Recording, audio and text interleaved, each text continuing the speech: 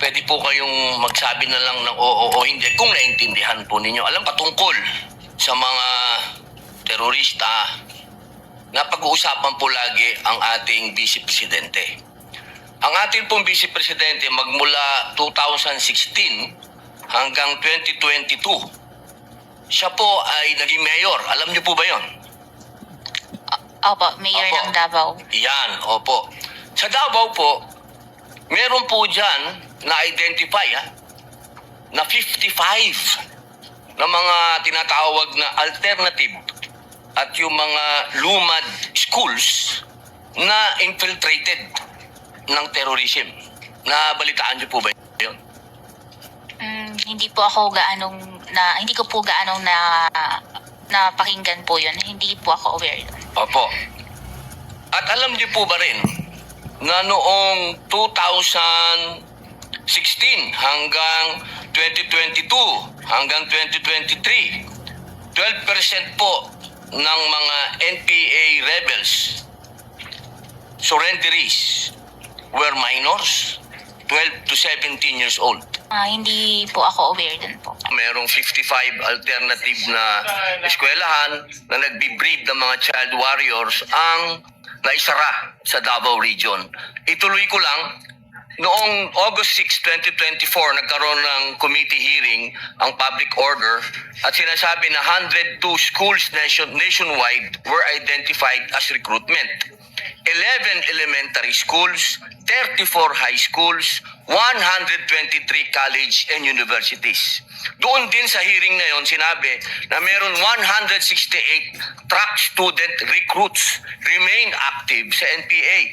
Ngayon, tanong ko kay Ilian, hindi ba responsibilidad din ito ng Vice President at ng DepEd Secretary ang mga estudyante?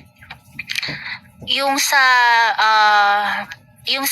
anong tawag dito, sa college po, yung DepEd po kasi is hanggang Sa high school. Opo. Opo, yung binanggit ko po kasi kanina, 55 na alternative child recruits. 11 elementary schools, 34 high schools. Ibig pong sabihin, tuloy-tuloy po yun. Magmula elementary, paakyat hanggang college. Yan po ang style ng recruitment. So sa tingin niyo po ba, sagot pa din ito ng DepEd Secretary at ng Vice President na lumaban na dito sa terorista noong mayor pa lang siya? No, may. Oo, hindi. Ma'am, bilis, 42. Kawawa Just naman. yes or no? Depende pa din po kasi yun sa mandate ng Oo lang po agency. o hindi. Sa palagay niyo po ba?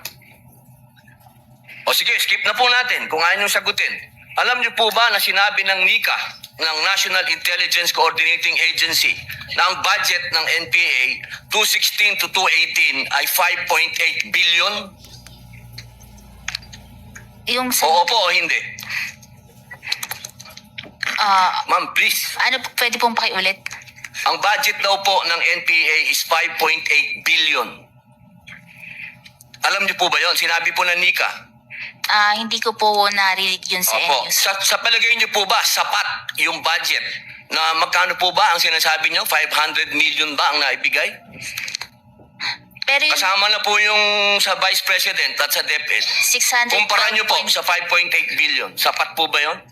Pero kasi yung sa nabanggit po ng NICA is mako-cover na din po nila bilang isa sila sa mga agencies with. So alam niyo po yung sinabi ng NICA.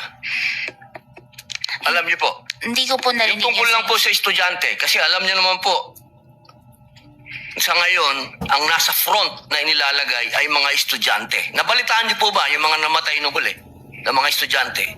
yung violence po sa school.